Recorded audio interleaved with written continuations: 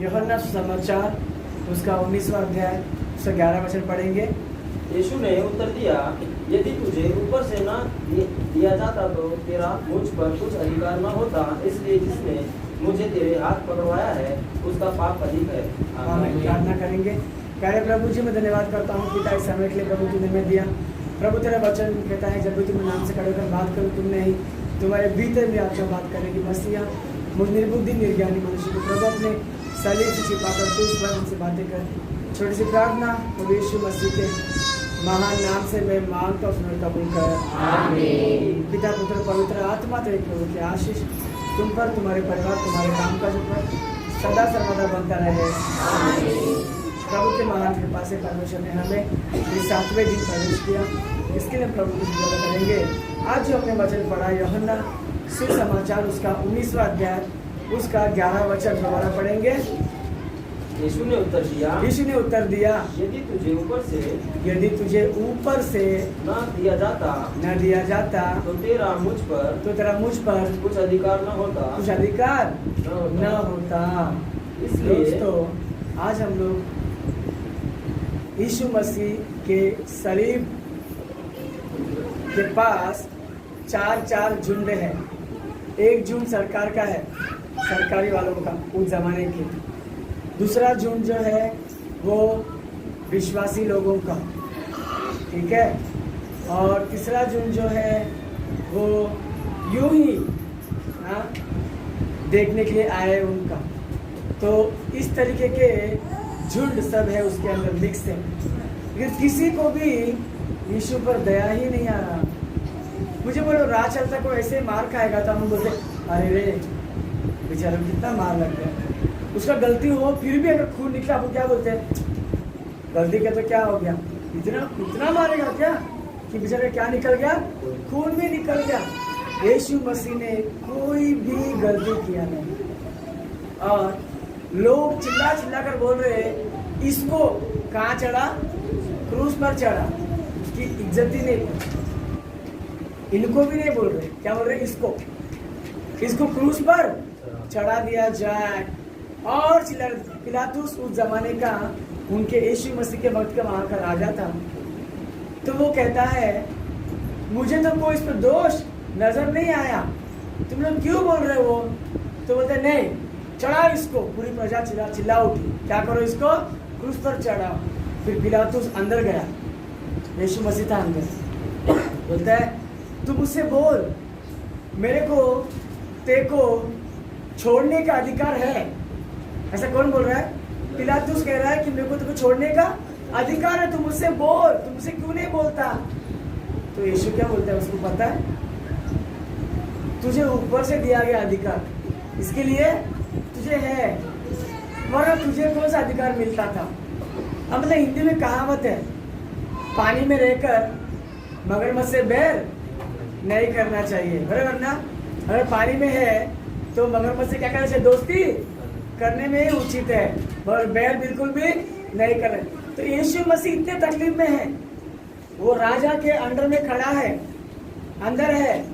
राजा एक बार बोल देगा ना क्रूस पे इसको चढ़ा दो, है जज के लेवल में एक बार जज ने कलम उठा के लिख दिया तो लिख दिया, फिर कोई दुनिया कोई संसार की ताकत उसको रोक नहीं सकते हैं। तो वैसे ही पिलातुस उस जमाने का जज बन के बैठा था, ठीक है, उसके जुबान में अधिकार था। तो वो आके यीशु को बोल रहा है तो मुझसे बोलना भाई, मेरे को तेरे को छोड़ने का अधिकार है, बंद करने का भी अधिकार है। मगर यीशु क्या बोलते हैं पता है, तुझे अधिकार कहाँ से मिला, ऊपर कौन रहता है, परमेश्वर, आबा पिता परमेश्वर के ऊपर बोल रहा है वो। मतलब तुझे मेरे पिता की ओर से क्या मिला है, अधिकार मिला है मुझे पकड़ने का, तभी तू मुझे पकड़ रहा है। वरना अगर ऊपर से अधिकार नहीं होता तो मैं तेरे हाथ में आने वाला भी नहीं था। अब ऊपर तय है पहले से ही, ऊपर से कि यीशु को क्रूस पर चढ़ना ही होगा। इसीलिए छोटे मोटे लोगों ने हाथ जोड़ के क्या मतलब है, नहीं, यानी अगर हम लोग होते तो सही में हम डर जाते। देखो अगर ना तकलीफ सर के ऊपर निकल जाएगा ना तो हम लोग यीशु का नाम बिंदु छोड़ देंगे। तकलीफ ऐसे होते हैं। यीशु मसीह को भी सर के ऊपर तकलीफ, उसके कपड़े फाड़ दिए गए और उसको बेजनी रंग का कपड़ा, भड़कीला कपड़ा पहनाया और सर पे क्या लगाया? कांटों का मुकुट। क्यों? अपने आप को राजा बोलता है ना, ले मुकुट करके। और वो कांटे इतने तेज थे ना, ऐसा लगा के ऐसा अंगूठी के साथ ऐसा दबाते हम लोग सेट होने के लिए। तो वो सर का कांटों का मुकुट बूंद कर तो क्या किया, सर लगा के ऐसे खींचा ना, तो पूरा कांटा उसमें क्या हो गया? ढस गया, पूरा अंदर तक ढस गया पूरा। और सभी जगह से क्या निकल रहा है अभी? खून निकल रहा है। जितने कांटे थे गोल सारा क्या हो गया? पूरा धस गया, पूरा सर के गोल लहू। अपने को अगर सर के ऊपर से पानी भी डाल देगा ना, तो ऐसे करके आँख खोलना पड़ता है, नहीं बराबर ना? ऐसे पूरा पानी निकाल के आँख खोलेंगे, तब जाके हम कुछ अच्छे से देख पाएंगे। वरना ऐसे आँख खोल देंगे तो पानी कहाँ जाएगा? आँख में जाएगा और अपने को और तकलीफ होते रहेगा। यीशु मसीह को आँख के अंदर ऊपर से बहता ही जा रहा है। अब क्रूस पे लटका दिया और यहाँ से भी खून क्या हो रहा है?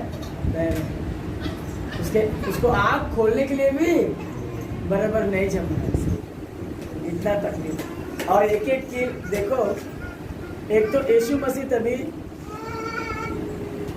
33.5 साल का था। कितना? 33 साल का था। 33 साल का नौजवान की हथेली कितनी मोटी होती है? नहीं होती है क्या? बोले तो होती है।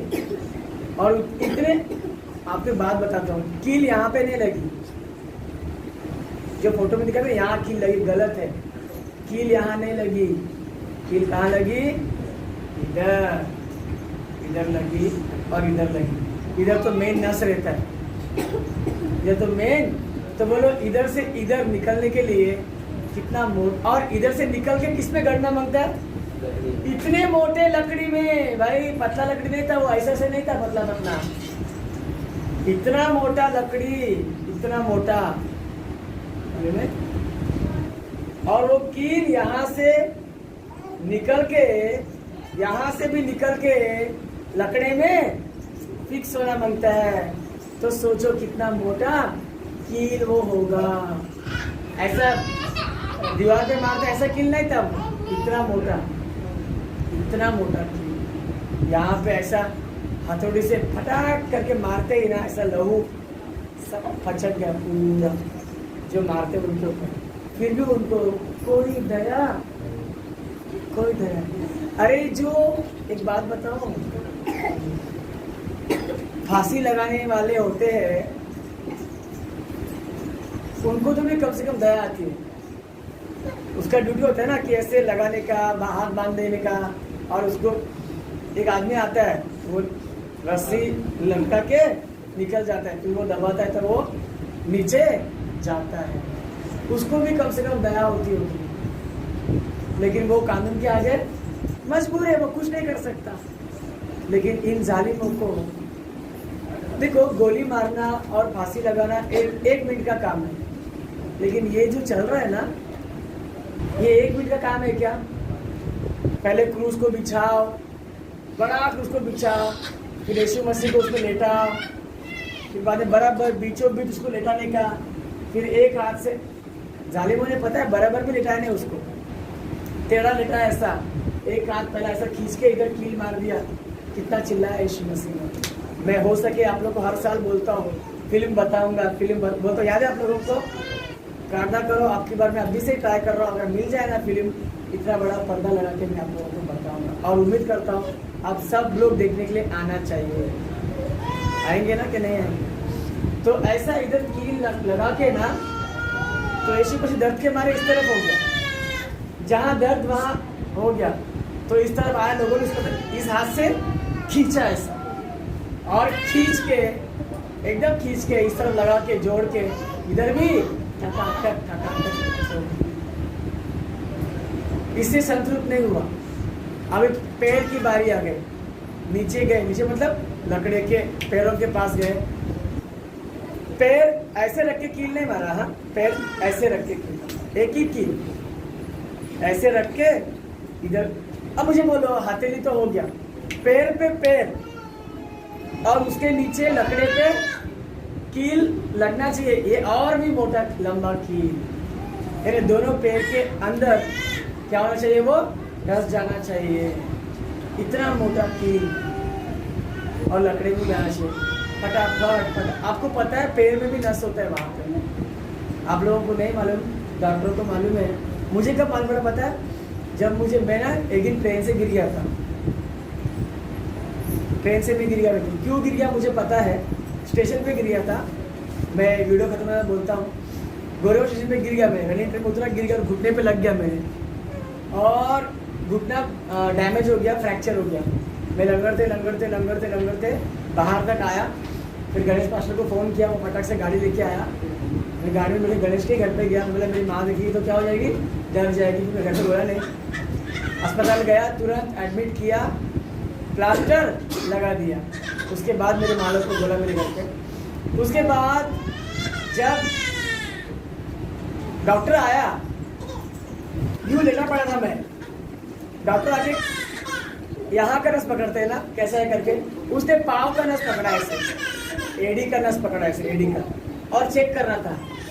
मैं तब समझ में, अरे तेरी उधर भी नस होता है, बोला हमको तो मालूम भी नहीं, तो वैसे उधर भी नस होता है, तो बोला उधर के नस को भी अगर लग जाएगा तो लहू क्या हो जाएगा, निकल जाएगा। फिर क्या किया, जो नीचे सलीब सुलाया लिटाया हुआ था, अब रस्सी खींच के ज्योति के समाधि पे कौन कौन आए थे उनको मालूम होगा, समाधि की पेटी हम लोग है ना रस्सी से डालते हैं अंदर, तो रस्सी को खींच लेते हैं, तो वैसे ही ना रस्सी से बांध के ना ऐसे ऐसे खींच के पूरे सलीब को पूरा ऊंचा उठाया, और सलीब का निचला हिस्सा थोड़ा खड्डा था, ओके, थोड़ा खड्डा था, वो खड्डे में सलीब को रख दिया, और इतना ऊंचा सलीब और यीशु मसीह यूं। दोस्तों थोड़े वक्त झुक के अपन बिल्डिंग साफ करें तो ये कमर क्या हो जाता है, ऐसे रहकर ऐसा थोड़ा झुक के रहेगा, सुबह 9 बजे से दोपहर मरने तक, कब से बोले मेरे को, सुबह 9 बजे से लेके यीशु मसीह कितने बजे प्राण छोड़ दिया, कितने बजे, 3 बजे तक कमर कैसा रहेगा, यूं झुका हुआ कमर, ऐसा रेखे ऐसा झुका हुआ था उसका, और इससे भी संतुष्ट नहीं हुए, बहुत घंटे के बाद उनको चेक करना था, सिर्फ चेक करना कि ये मरा है या जिंदा है, अगर मरा है तो छोड़ देंगे, मतलब उतार देंगे, अगर जिंदा है तो और मारेंगे, सिर्फ चेक करने के लिए। पता है क्या क्या उन लोगों ने नीचे से पसली में घच्चा करके भाला, सिर्फ चेक करने के लिए। बोलो मेरे कितने जालिम लोग, कितने जालिम, सिर्फ चेक करने के लिए भाला क्या कर दिया पसली में। अब लहू नहीं निकला, क्या निकला, पानी निकला। आप लोग को पता है क्या, अपना लहू भी है ना कभी कभार पानी बन जाता है में। तो यीशु मसीह जो है, यीशु मसीह जो है बेचारा इस सोच में है कि मैंने इनको कितना प्यार किया और ये लोग मुझे इतना नफरत कर रहे हैं। आपका दिमाग तभी गर्म होता है जब मैंने कोई गलती की नहीं फिर भी मुझे मारा। हाँ, गलती किया होता 2 मार में खा भी लेता है ना, कुछ गलती नहीं किया और मुझे क्या मिला, मारा करके, ऐसे करके। यीशु मसीह इतने कितने जालिम लोग हैं, क्यों इतना मुझे नफरत करते हैं, मैंने क्या बिगाड़ा तुम्हारा। मैंने अंधों को आंखें दी, लंगड़ों को चलने के लिए मैंने ताकत दिया, लकवे में से आया खट्टे पर लेट के उसको मैंने जिंदगी दिया, लाजरस मर गया था उसको मैंने जिलाया, कितने लोग के पाप क्षमा किया मैंने, कितनों को अच्छी बात सिखाई मैंने, कितनों को न्याय सिखाया मैंने, सरकार को भी धोखा नहीं दिया। एक आदमी आता है बोलते हैं प्रभु ये पैसा किसको देने का, तुमको क्या सरकार को, तो यीशु बोलते हैं उसमें किसका मोहर है? तो बोलते हैं वो राजा का। तो बोलते हैं उसका पैसा उसको ही दो, हमको क्या करने का है? तो उसने सरकार को भी धोखा नहीं दिया, संसार को भी धोखा नहीं दिया, प्रभु को भी, पिता को भी धोखा नहीं दिया, कलीसिया को भी धोखा नहीं दिया, और जो उस पर विश्वास करते हैं उनको भी धोखा नहीं दिया। वो दोहरी मुंह वाला नहीं था, वो दोहरी सोच का नहीं था, किसी के ऊपर वो जलन नहीं रखा, फिर भी उसको सलीब पर प्राण देना था ही। लेकिन इतना जालिम तरीके से वो सोच सोच के क्या हो गया? क्यों इतना जालिम? पता है, उनका दिल कठोर हो गया। क्या हो गया? कठोर। कभी कभी ना अपना भी दिल कठोर हो जाता है। हम लोग बोलते हैं नहीं जाएगा चर्च,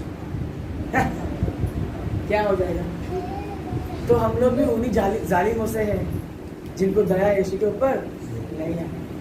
इतना समझ लो। इसके लिए बापूजी ने कहा है संडे को चर्च नहीं जाने का 2 ही कारण चाहिए। या तो आप इतने बीमार हो खटिया पे से उठ नहीं सकते हो, या तो आप ये 2 कारण के अलावा अगर तुम घर में बैठे चर्च छोड़ के संडे को, लानत है हम पर, सभी पर, तुम लोग को नहीं बोल रहा, ये मुझको भी, सभी को भी लागू होता है। ये 2 ही कारण चाहिए। यानी बापूजी ने कितना स्टडी करके इस बात पर उसने अमल किया कि चर्च को नहीं आने का 2 ही कारण है। तो तुम खटिया पे से उठ नहीं सकते, इतना बीमार हो, तो तुम दुनिया में नहीं हो। बाकी जो कारण होते हैं ना, वो तो हमेशा होते रहते हैं। झगड़ा, चिल्लाना, मारपीट करना, हाँ ऐसे वैसे, हाँ टेंशन, प्रेशर, तंगी, ये तो हमेशा होते ही रहेगा, होते ही है। हम जब तक नहीं मरेंगे तब तक ये जाने वाला भी नहीं है। कभी न कभी झगड़ा होते रहेगा, लफड़ा होते रहेगा, मारामारी होते रहेगा, जुकाम, सर्दी, खांसी, हाँ ये सब तो होते रहेगा। इन सब के वजह से हम प्रभु को नहीं छोड़ना चाहिए। झगड़ा अपने बीवी से होता है तो प्रभु पे निकालते हैं, चर्च को नहीं आके। प्रभु ने क्या बिगाड़ा आपका? वो तो आपके लिए सलीब पे जान दे। उसने क्या किया? तो अपना लफड़ा प्रभु पर नहीं उतरने का, अपना खुन्नस प्रभु पे नहीं उतरने का। वहाँ लेकिन मुझे एक बात बोलना है, 11 वचन में लिखा है, अरे तुझे कहाँ का अधिकार है मेरे ऊपर? तुझे अधिकार ऊपर से दिया गया, तभी तू मेरे को पकड़ा है, वरना तुझे अधिकार नहीं है। इतना दिलाई, मतलब तू मुझे छोड़ या मत छोड़, मैं तेरे से भीख नहीं मांगने वाला हूँ। पक्का कुछ भी कर तू, मेरे को तो मरना है ही। यानी इस संसार वालों के ऊपर जो अधिकारी होते हैं, उनके ऊपर ज्यादा पैर पड़ने की नौबत नहीं है। अपन ऊपर किसके ऊपर? प्रभु पर भरोसा करना चाहिए। इतना विश्वास की, जिसे बापूजी बोला ना, उसके चेले बोलते थे बापूजी के, बापूजी मेरा पेट बहुत दुख रहा है। उसका चेला बोलता है तुम सबका ठीक करते हो, प्रभु तुमको दिख के बात करता है, बोल दो ना प्रभु को। बापूजी क्या बोला? किसको बोलूं? देख सामने बैठा है प्रभु, मेरे को देख रहा है, अभी क्या बोलूं उसको मैं? तो वैसे ही हमको भी इतना अनुभव होना चाहिए कि प्रभु मेरे साथ है। अगर फिर भी मुझे ये दिन निकालना पड़ रहा है, मतलब मैं निकालूंगा, काटूंगा ये दिन, मैं प्रभु को मैं नहीं छोड़ूंगा। जैसे बापूजी ने प्रभु के सामने बैठते हुए भी पेट दर्द क्या किया? निकाला, मतलब झेला। प्रभु सामने बैठा है, क्या बोलूं, मेरी तकलीफ देख रहा है वो करके। तो हम भी आज यीशु मसीह वही बोल रहे हैं, क्या तेरे को बोलने में छोड़ने करके? तुझे तो ऊपर से मिला अधिकार, मेरे पिता के पास से मिला अधिकार है? मैं तेरे को नहीं बोलूंगा छोड़।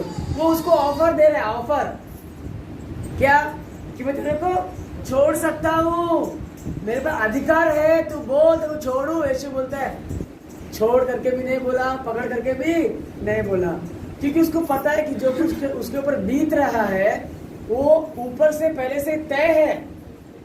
तो वैसे ही दोस्तों, छोटे मोटे झगड़ों से अपन प्रभु के पास आना बिल्कुल भी छोड़ना नहीं चाहिए। जैसे यीशु मसीह ने यूहन्ना उसके 19वें अध्याय उसके 11वें वचन में कहता है कि तुझे अधिकार ऊपर से दिया गया है। मतलब पिता ने चाहा, इसके लिए मैं तेरे पकड़ में आया। अगर पिता नहीं चाहता तो मैं तेरे पकड़ में नहीं आता। मैं तेरे पकड़ में आया मतलब मेरा पिता चाहता है कि मैं पकड़ में रहूं, तो मैं रहूंगा। मैं सामना करूंगा मुश्किल का, मैं क्रूस का सामना करूंगा, मैं मौत का भी सामना करूंगा, लेकिन मैं तेरे आगे नहीं गिड़गिड़ाऊंगा। हम लोग भी ना इतना निश्चय होना चाहिए, खासकर वो लोग जो लोग बैप्टिज्म लिए हैं। पीछे नहीं हटना चाहिए, पीछे नहीं। जीना मरना प्रभु के संग, बस, दूसरा कोई भी नहीं। तुम लोग किधर भी, मुझे मौत आ गया, मैं पेड़ चढ़ जाऊं तो बच जाऊंगा। मुझे मौत आ गया, पहाड़ डोंगरी पे चढ़ जाऊं, बच जाऊंगा। मुझे मौत आ गया, मैं हवाई जहाज पकड़ लूं। मुझे मौत आ गया, मैं रेलगाड़ी पकड़ लूं। मुझे मौत आ गया, समुद्र में जाओ। मुझे मौत आ रहा है, मैं कड़ी लगा लूं अंदर से। या मुझे मौत आ गया, बाबा को बुलाओ। या मुझे मौत आ गया, ज्योतिष को बुलाओ। रुक सकता है क्या? रुक सकता है? फिर यहां वहां दल बदल के मिलने वाला क्या है? दल बदलो खाली एक ही कारण पे। अगर यहाँ पे कोई गलत सिखाया जाता है तो तुम बदल जाओ, छोड़ दो। मैं बोलता हूं बराबर ना। अगर यहाँ कुछ गलत शिक्षा मिल रही है आपको तो छोड़ दो। एक पत्नी पुरुष होना गलत बात है, एक पुरुष पत्नी होना गलत बात है, झूठ नहीं बोलना गलत बात है, किसी का मजाक नहीं उड़ाना गलत बात है, किसी की चुगली नहीं करना गलत बात है, किसी को मारना पीटना नहीं गलत बात है, किसी को गाली देना नहीं गलत बात है। अगर ये सब बातें आपको गलत लगती है तो आप छोड़ दो प्रभु का नाम। अगर ये सब बात आपको सही लगती है तो प्रभु को थामे रहो। बाकी कोई भी कारण दूसरा हो तो प्रभु का नाम छोड़ने की जरूरत नहीं है। तकलीफ तो आए दिन आएंगे और जाएंगे, ठीक है। तो इसके लिए सबसे पहला इस क्रूस की कथा नाश होने वालों के लिए मूर्खता है। हम वचन निकालेंगे, पहला कोरिन्थी की पत्री उसका पहला अध्याय 18 वचन। जल्दी जल्दी निकालो सभी लोग और पेज नंबर बोलो किसको मिला उसको। पहला कोरिन्थी पहला अध्याय 18 वचन। पहला कोरिन्थी पहला अध्याय उसका 18 पेज नंबर 228। पहली कोरिन्थी की पत्री उसका पहला अध्याय उसका 18 वचन। जोर से पढ़ो कोई। क्योंकि क्रूस की कथा नाश होने वालों के लिए मूर्खता है। क्योंकि क्रूस की कथा, कथा माने क्या भाई? कथा मतलब क्या? कहानी। और किसकी कहानी? क्रूस की कथा नाश होने वालों के लिए क्या है बोलते हैं? मूर्खता है। और परंतु हम उद्धार पाने वालों के लिए परमेश्वर का सामर्थ है। क्रूस की कथा यानी क्रूस की कहानी नाश होने वालों के लिए मूर्खता है। यानी हम सुनते थे ना क्रूस के बारे में, क्यों तुम लोग उपवास पकड़ते हो, किसने बोला है। हम लोग हर दिन कौन सा कहानी सीख रहे? क्रूस का ही सीख रहे ना। तो क्रूस की कथा जो नहीं मानेंगे, नहीं सुनेंगे, बोलते हैं वो लोग नाश में जा रहे हैं, उनके लिए क्या है? मूर्खता है, वो मूर्ख है। परंतु हम उद्धार पाने वालों के लिए परमेश्वर का सामर्थ है। क्या? क्रूस की कथा हमारे लिए प्रभु का सामर्थ है। और उपवास रहकर प्रभु के भवन में आके क्रूस की कथा सुनना भी क्या है? बोलो मेरे को, सामर्थ है, सामर्थ है। तो इसके लिए ये जो कथा है क्रूस की कथा, ये एक दिन में खत्म होने वाला नहीं है। 6 दिन के बाद मैं आज बोल रहा हूँ आपको, ऐसा कील मारा, ऐसा कील मारा, ऐसा कील मारा। अभी और भी बोलना बाकी है बहुत सा। 1-2 दिन 3-4 दिन नहीं पूरेंगे। 40 दिन लगेंगे दोस्तों। तो हमें इस कथा को सुनकर ध्यान कर कर अपने बदले में यीशु मसीह कहाँ चढ़ा? क्रूस पर चढ़ा। किसके बदले? हमारे बदले, हमारे श्रापों के बदले। इसके लिए प्रभु कहता है, हे बोझ से दबे हुए लोगों, मेरे पास आओ, मैं तुम्हें क्या दूंगा? विश्राम। मैंने जुल्म सह लिया है, तुम मत सहो, तुम्हें क्या दूंगा? मैं विश्राम दूंगा। क्योंकि मैंने तुम्हारा भी मैंने सह लिया है, इसलिए मैं तुम्हें क्या दूंगा? विश्राम दूंगा। तुम कब लाओ? तुम मेरे पास आओगे तो मैं तुमको विश्राम दूंगा। तो इस तरीके से प्रभु यीशु ने जो 11वें वचन में यूहन्ना 19:11 में कहा कि तुझे अधिकार ऊपर से दिया गया है, वरना तुमको अधिकार नहीं है करके, वैसे ही इतना दृढ़ निश्चय फैसला हमारे जीवन में होना चाहिए। चाहे कुछ भी हो, हम प्रभु का दामन नहीं छोड़ेंगे। कुछ भी हो, चाहे कुछ भी। आखिर में क्या हो सकता है? मौत ही हो सकता है ना, बराबर ना? आखिर में क्या होएगा? मौत। उसके आगे क्या है? कुछ नहीं है। वैसे ही चाहे मौत हो चाहे जीवन हो, प्रभु का दामन कभी भी नहीं छोड़े बोल के दृढ़ निश्चय, एकदम पक्का निश्चय होना चाहिए।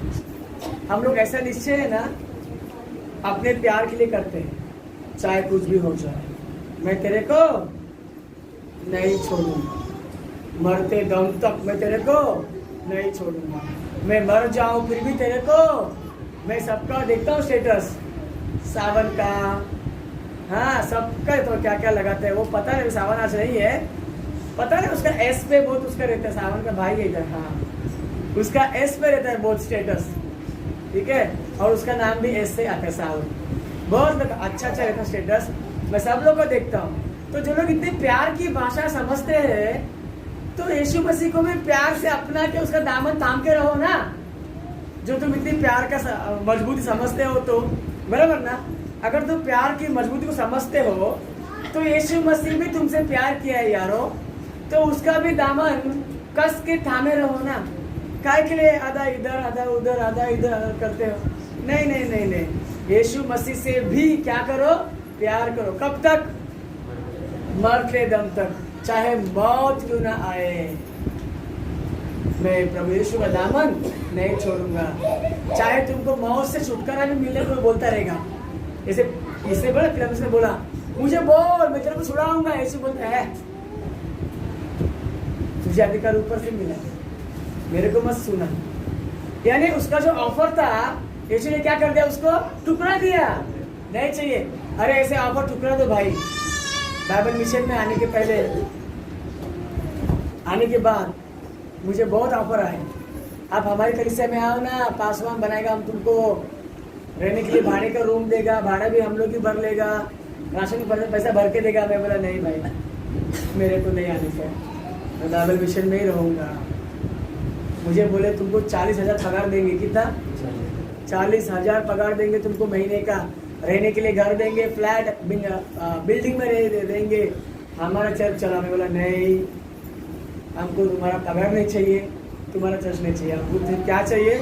बाइबल मिशन चाहिए, जो परमेश्वर ने बापू जी की ओर से स्थापन किया है।